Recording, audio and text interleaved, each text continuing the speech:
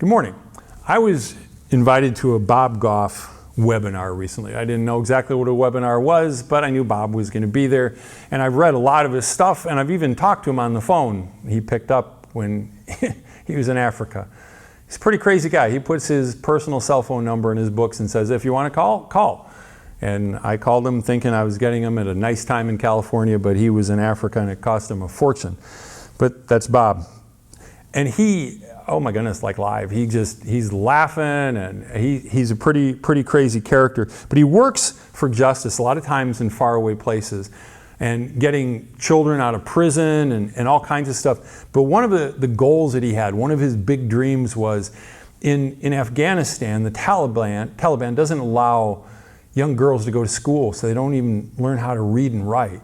And that really bugged him. So anyway, I don't know, he got in touch with somebody through email that lived in Afghanistan and said, yeah, I'll help you with this. So he flies to Kabul, and when he gets to the airport, I guess he gets an email and it says, okay, just walk straight out of the airport, and I don't know how far he had to walk. There will be a car that is running with a license plate that ends with 7.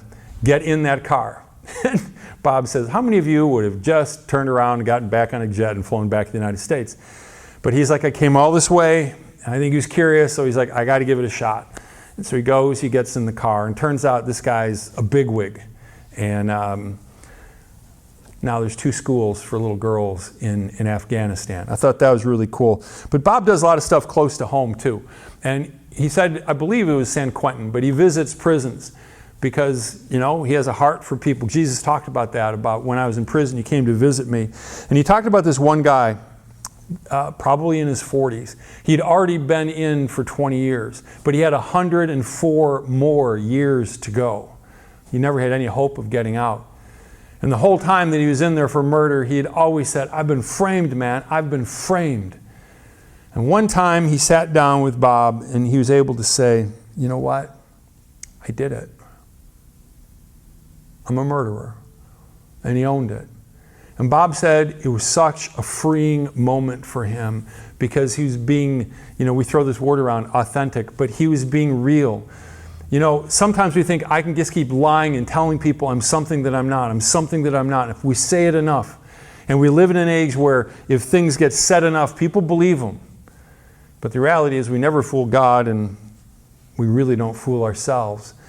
How authentic are you? How real are you? Now, I'm not saying be real with everybody every moment of the day, but are you able to be real with Jesus? Do you try to put on a facade for Him? I'd encourage you not to. That's what the Psalms are all about. I mean, they just are replete with evidence that we can be ourselves with God, tell Him who we really are. But sometimes in faith communities, we can be guilty of being fake because we sometimes have these nice standards. And so even if we can't make the standard, we at least pretend that we do. And that doesn't really impress anyone, and especially not God. So I just want to encourage you to be real, to be authentic, be real with Jesus, and find a handful of people that you can be open and honest with. And when people are open and honest, I was talking to somebody about unconditional positive regard. They were taking a communications class. And that just means that no matter what anybody says to you, you keep the eye contact and you let them know that it's safe. You can tell me anything. You can tell me anything. The book of James, chapter 5, verse 16, it says, confess your faults one to another and pray one for another. Not judge one another. Not when somebody confesses their faults to you, judge them and put it on Facebook and do a rant about it. No. No drama. No drama. No, confess your faults one to another and pray one for another that you might be healed.